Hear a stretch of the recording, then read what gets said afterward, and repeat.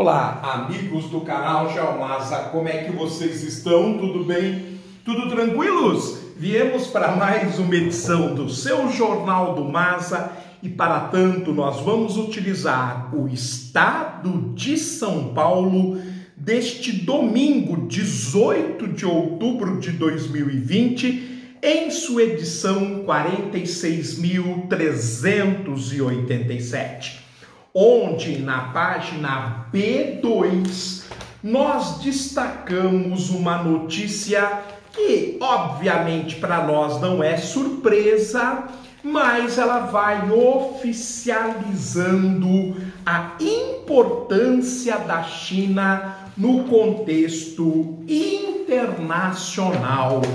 Na página B2, no caderno de economia deste domingo, o colunista e economista Celso Ming, ele afirma com todas as letras que a China já é a maior economia do mundo. Ora, meus amigos, nós estamos falando isso desde o início do canal, uma vez que a nossa principal fonte de consulta e atualização é o The World Almanac, que vem trazendo desde 2018 que o produto interno bruto da China é superior ao dos Estados Unidos. Porém, é sempre bom você trazer uma outra confirmação, uma outra prova daquilo que a gente afirma.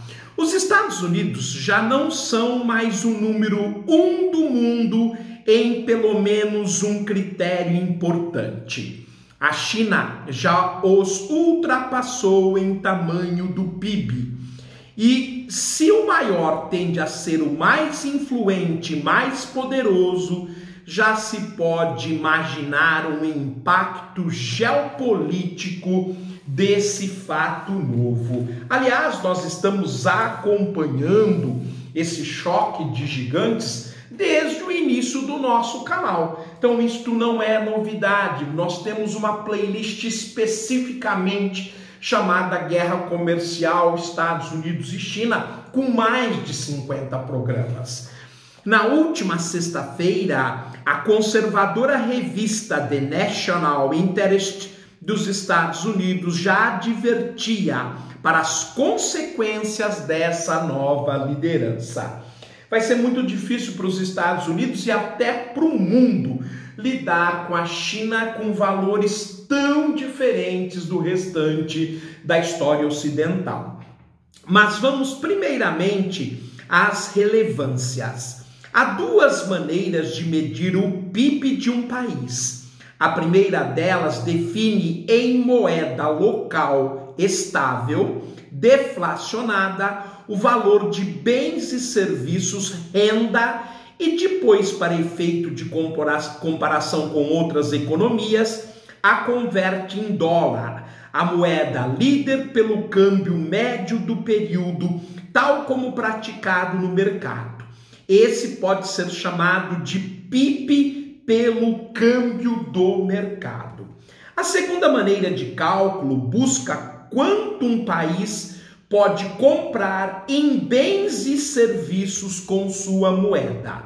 Trata-se do critério PIB pela paridade do poder de compra, o que é utilizado hoje muito mais largamente, já que ele mostra o quanto você pode adquirir, pode comprar, pode se beneficiar com o teu dinheiro dentro do teu contexto, não dolarizando a situação, que parece mais apropriado para medir a renda de um país, porque o câmbio de mercado sempre está sujeito a variáveis subjetivas. Há alguns anos, quando se deu conta das limitações dos cálculos tradicionais das contas nacionais, a revista britânica The Economist procurou um produto universal cujos preços poderiam definir o poder de compra de cada economia. E o escolhido foi o Big Mac, o sanduíche da rede fast food McDonald's, produzido em toda parte com padrão uniforme de qualidade. Assim nasceu o índice Big Mac, Então, traduzindo o que o Celso Ming está querendo dizer, como existe esse produto praticamente universal, compara-se o salário recebido, o poder de compra das pessoas em relação ao número de Big Macs. E aí acaba se percebendo que outras moedas que são menos valorizadas em relação ao dólar, elas podem comprar muito mais sanduíches do que o dólar, por exemplo. O critério da PPC, que é a paridade por poder de compra, e não apropriadamente o Big Mac, vem sendo usado não só pela revista The Economist, mas também pelo Fundo Monetário Internacional, o FMI, pelo Banco Mundial e pela própria agência de inteligência americana, a CIA, para medir grandezas relacionadas à renda. Ora, pela medida convencional, o PIB da China ainda será de 15 trilhões ou quase 27% menor do que os 21 trilhões do PIB dos Estados Unidos, calcula o Fundo Monetário Internacional. Mas medido pela paridade do poder de compra, o PIB da China já alcançou 25 trilhões. Ou seja, é quase 20% mais alto que o PIB dos Estados Unidos, que é de 21 trilhões. Então, o PIB chinês hoje estaria 4 trilhões de dólares a mais na frente dos Estados Unidos.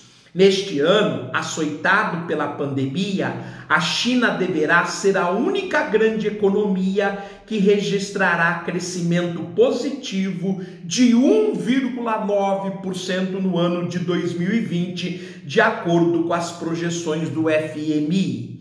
E como pontua a revista The National Interest, o crescimento de 2 dígitos por ano em despesas com defesa já tornou favorável à China o balanço de forças nos conflitos regionais. Então, olha o que diz a revista, que a China já tem a mesma capacidade militar dos Estados Unidos, uma capacidade econômica superior, e na militar está empatado. Em 2020, a China ultrapassará os Estados Unidos em despesas com pesquisa e desenvolvimento. Ou seja, prepara-se para ser potência ainda maior em tecnologias de ponta. Eu vou repetir, neste ano de 2020, marcado pela pandemia da Covid-19, a China vai ser o país do mundo que mais investe em conhecimento. Aliás, ano a ano, a China vem ultrapassando em vários itens os Estados Unidos. O governo de Donald Trump não esconde sua contrariedade com o avanço do dragão oriental e decidiu enfrentar o desafio com o jogo duro que já convencionou chamar de a nova Guerra Fria. Se Joe Biden vier a ser eleito presidente dos Estados Unidos em novembro, no dia 3, como parece mais provável, o enfrentamento com a China deverá continuar. Mas Joe Biden se espera um conjunto de políticas mais inteligentes, mais cooperativas, menos agressiva, como é característica dos democratas.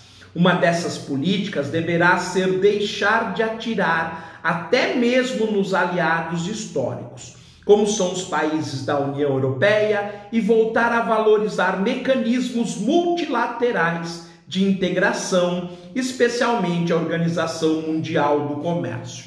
Lembrando que Donald Trump retira os Estados Unidos da Organização Mundial da Saúde, do Acordo de Paris de 2015 e desfaz uma série de tratados históricos de limitação de armas nucleares com a Rússia.